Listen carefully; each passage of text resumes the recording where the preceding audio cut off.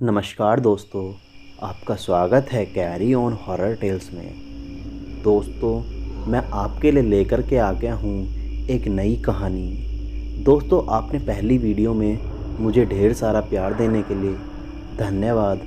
तो दोस्तों, आज की कहानी है एक इंजीनियरिंग कर रहे अभिनव के ऊपर। तो चलिए दोस्तों, कहानी को शुरू करते हैं। छोटे शहर का रहने वाला अभिनव नोएडा में इंजीनियरिंग की पढ़ाई कर रहा था। अभिनव पढ़ाई लिखाई में बहुत अच्छा था, लेकिन उसके परिवार की आर्थिक स्थिति कुछ खास नहीं थी। वो भी बाकी स्टूडेंट की तरह पार्टी करना, मौज मस्ती करना, पैसे उड़ाना भी चाहता था, लेकिन उसके लिए ये सब मुमकिन नहीं था तो उसके हाथ में इंजीनियरिंग की डिग्री। उसने ठान लिया कि अब वो इतने पैसे कमाएगा कि घर भेजने के बाद उसको इतने ज़रूर बचेंगे कि वो थोड़ी मस्ती कर सके। चेन्नई की एक कंस्ट्रक्शन कंपनी में उसकी नौकरी लग गई। पहले 10 दिन उसने कंपनी के गेस्ट हाउस में बिताए। इस बीच इधर उधर खोजबीन के बाद उसे एक 2 BHK फ्लैट रेंट पर मिल गया। ऑफिस से थका हारा अभिनव जब घर पहुंचा तो उसने रात का खाना बनाया और उसके बाद किताब पढ़ते पढ़ते कब उसे नींद आ गई पता ही नहीं चला। आधी रात में उसकी नींद एक आवाज़ से टूटी। जब घड़ी की तरफ उसने देखा तो करीब 1 बजे थे उस समय, और वो आवाज़ उसके मेन गेट से आ रही थी। कई सवाल उसके मन में उमड़ रहे थे। उसे एक अजीब सा भय अंदर तक सहमा रहा था। अभिनव के मन में आया कि इतनी रात को कौन हो सकता है। जैसे जैसे वो दरवाजे की तरफ आगे बढ़ा, ऐसा लग रहा था मानो जैसे उसके ठीक पीछे कोई हो, परंतु पीछे घूमने की उसकी हिम्मत नहीं हो रही थी। बस 2 कदम के फासले पर अभिनव उस दरवाजे से दूर था कि अचानक आवाज़ बंद हो गई। अभिनव ने हिम्मत करके दरवाजे को खोला और देखा वहाँ कोई नहीं था। अभिनव दरवाज़ा बंद करके जैसे ही अपने रूम की तरफ आगे बढ़ा तो एक बार फिर से वो आवाज़ उसके कानों तक आई।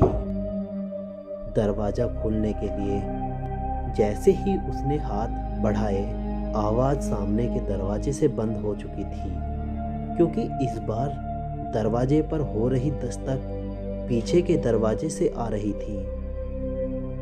वो कमरा जो ब्रोकर ने अभिनव को नहीं दिया था, मानो ऐसा लग रहा था जैसे कोई दरवाजे को कोई अंदर से धक्का दे रहा था। अभिनव और बर्दाश्त नहीं कर पा रहा। वो सीधा अपनी बिल्डिंग से निकलकर अपने दोस्त को फोन मिलाने लगा।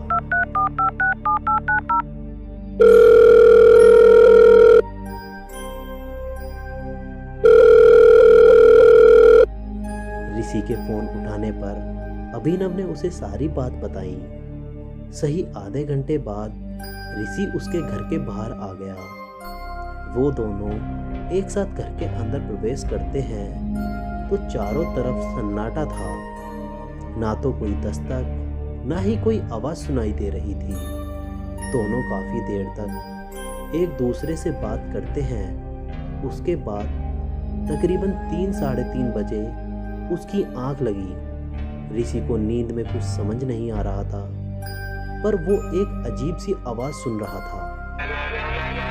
वो आवाज़ उसको दूर से सुनाई दे रही थी, लेकिन अब धीरे धीरे उसके कानों के पास आ रही थी। ऋषि इन चीज़ों को बर्दाश्त नहीं कर पा रहा था। उसने अभिनव को नींद से उठाया और उसे सुनाई दे रही आवाज़ के बारे में बताया। उसे वो आवाज़ साफ तौर पर सुनाई दे रही थी और उसे धीरे धीरे पागलपन की तरफ घसीट रही थी। तभी अचानक अभिनव को लगा यह उसका वहम हो सकता है, क्योंकि अभिनव को कोई आवाज़ नहीं सुनाई दे रही थी। ऋषि के सर से पसीना आना बंद नहीं हो रहा था। अभिनव ने कहा कि तुमने दरवाजे खटखटाने की आवाज़ सुनी? ऋषि ने कहा उसको ऐसी कोई आवाज़ नहीं आ रही है, पर इस तरह की आवाज़ सुनाई दे रही थी। ऋषि और अभिनव दोनों कुछ अजीबोगरीब आवाज़ सुन रहे थे, लेकिन दोनों को सुनाई देने वाली आवाज़ कुछ अलग थी।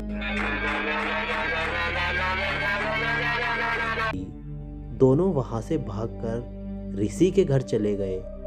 रात बीतने के बाद सुबह ही अभिनव ने ब्रोकर को फ़ोन लगाया और रात वाली बात बताई। तो दोस्तों, अभी कहानी ख़त्म नहीं हुई है। कहानी का अगला भाग देखने के लिए हमारे साथ बने रहें और चैनल को सब्सक्राइब करें, वीडियो को ज़्यादा से ज़्यादा शेयर करें। Thank you.